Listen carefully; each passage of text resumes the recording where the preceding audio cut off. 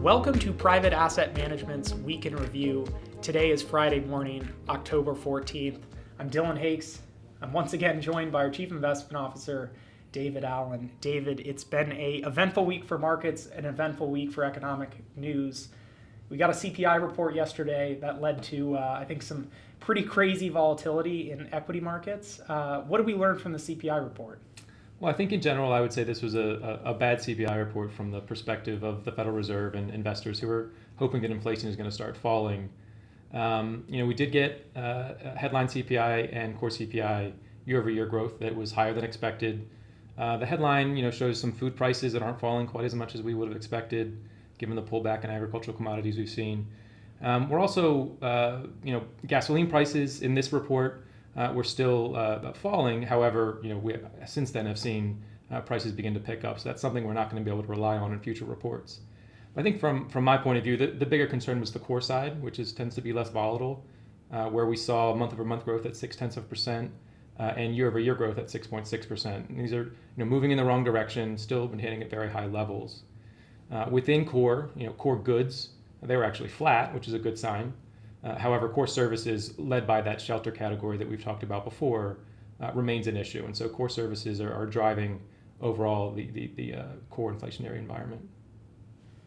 Some of our clients may be aware who pay attention to what's happened in interest rates. We've talked over a number of weeks, mortgage rates being really high. That's affected the housing market. We've seen that, sales of existing homes have plummeted, certainly here locally in San Diego. That's a bit incongruent with what you're saying about shelter prices and the CPI continuing to accelerate and continuing to be a problem. How do we rectify those two discrepancies? So it has to do with the way that CPI is constructed. This shelter component, which includes both rent of it's called rent of primary residence, so people who are out there renting apartments, and also owner's equivalent rent, which better reflects home values.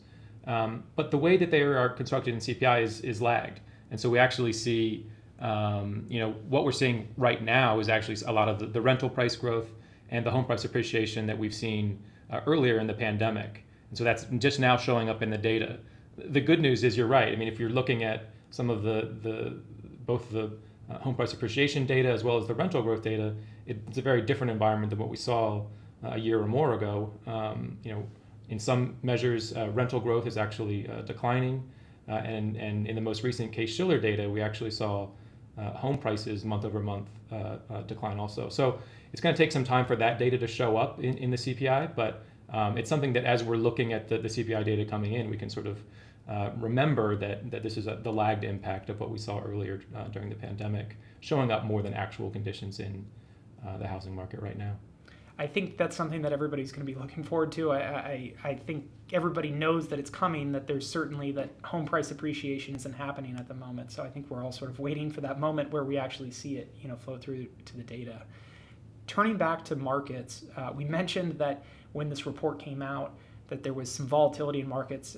Some of our clients who pay attention to their accounts may have noticed a pretty, wild swing. I think we started the day down over 500 points on the Dow, and we ended up close to 900 points positive. So it was one of the largest swings we've ever seen in the history of the Dow. How do we explain this move? It was a negative reaction after the CPI print came out, and then just all of a sudden the market caught momentum and he screamed to the upside. Right. I mean, you're right. It was a wild swing during the day. S&P 500. You mentioned the Dow data on S&P 500. We saw, an over 5% intraday move. Again, pretty significant for that index. There's probably a lot going on. I think the biggest takeaway should be something that we talked about last week, which is investor sentiment is very low.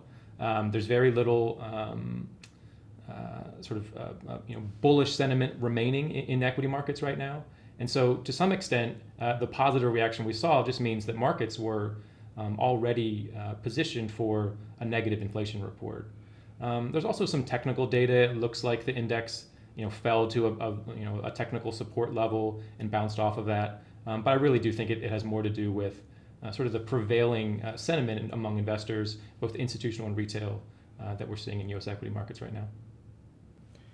We got another economic report this morning. We got our retail sales report. I think the reaction seems to be a bit mixed. Markets are giving back some of the gains that we got yesterday. What did we learn from the report? Well, I think this morning's data does show us that the consumer environment continues to weaken. Overall retail sales were flat in the month. We did get a small positive revision to the August data, but again, flat for September. I think when you're looking at some of the categories, you can see that higher interest rates are damaging some of the higher priced, durable goods categories, those that are going to be more influenced by interest rates than others. The other data that I think we should probably touch on is the consumer sentiment data, which we pay attention to the headline that gives us a sense of how consumers are feeling. Generally, when they're feeling better, they spend more. But in recent months, it's actually been very important to look at the inflation expectations component also. So that medium-term inflation expectations component, unfortunately, increased in this October data to 2.9%. So that's the first increase that we've seen since March of this year in this data. And that's certainly something that's going to worry the Fed, because they are certainly looking to contain inflation before inflation expectations begin to take off. And this is just perhaps a report that suggests that consumers, as gasoline prices are beginning to rise, are maybe revising up their estimates for where inflation will be over the medium term. Obviously, the reason that a lot of this economic data matters so much is because it is going to affect what the Fed is going to do and potentially going to move what interest rates are going to do, over the near term, over the next year. What did we see this week from interest rates? How did they react to the news?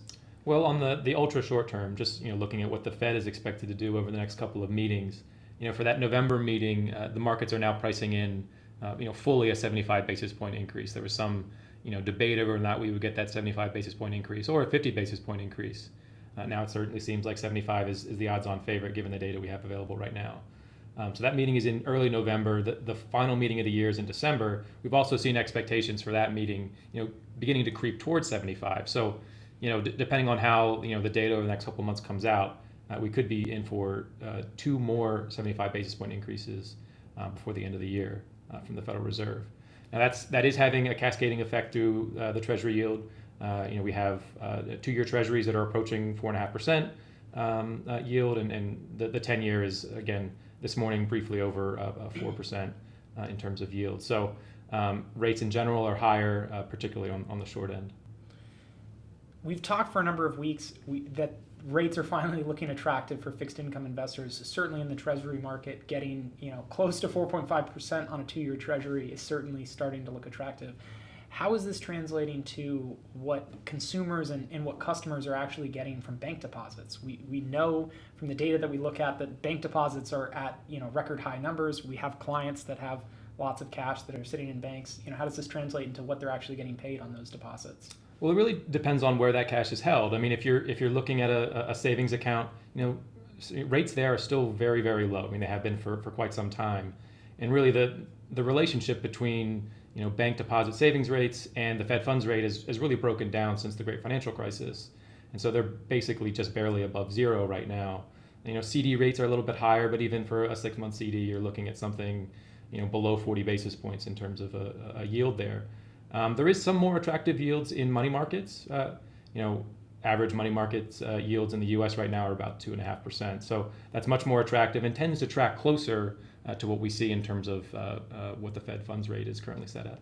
I think from an action item standpoint, this may be one of those opportunities that's rare where you really can pick up some substantial yield by moving savings from something that is FDIC insured, a bank, to something that's just slightly up the scale to a money market, go to a treasury, something that can actually pay you, over a year time, over 4%, over 4.5%, potentially something that will be at 5%, by the end of the year, depending on where the Fed goes. But that's a substantial difference. It's been a while since we've seen a spread that significant. That's right. Your point on banks is right on. I mean, in an environment where the economy is, expected to slow in terms of economic growth, that's not an environment where loan demand is particularly strong, and so there's not the demand for deposits. Some of the regulatory conditions make holding those deposits pretty expensive for banks, and so you're right, there really just isn't the demand for banks for deposits to go out and make loans right now. And until that changes, I think we're likely to see savings rates at a historically low levels that we've seen for quite some time. All right, David, what do we have on the agenda for next week? Well, it's a less busy week than what we saw this week, at least on the economic side. We do have industrial production coming out early in the week, and then it's a couple of important housing market reports. So existing home sales later in the week, we are expecting to see a pullback there. We've talked about the increase in mortgage rates that are nearly right around 7% right now. So that's certainly having an impact on the existing home sale market. It's also having an impact on the new home sale market. So we'll get that data next week also. I'm going to be really interested in where building permits are. We saw a big pullback in permit activity last month. We'd like to see that recover at least somewhat after that big pullback. But again, that interest rate environment might not allow for that. In addition to the economic side, we're sort of in the opening stages of earnings season. So we're going to have quite a bit of individual company earnings to go through, and we'll be looking forward to those as they come out next week. It will be interesting to watch that. I want to thank everybody for joining Private Asset Management's Week in Review. I say it every week, but if you like this video series, please go ahead and like and subscribe on our YouTube channel. Feel free to share the videos with anybody you think might find them interesting. You can also feel free to use our email address that you see on screen, our phone number. If you have any questions for us, anything that we talk about, that you have more questions about, anything that you'd like us to cover in the videos, please feel free to reach out to us. We'll see everybody next week.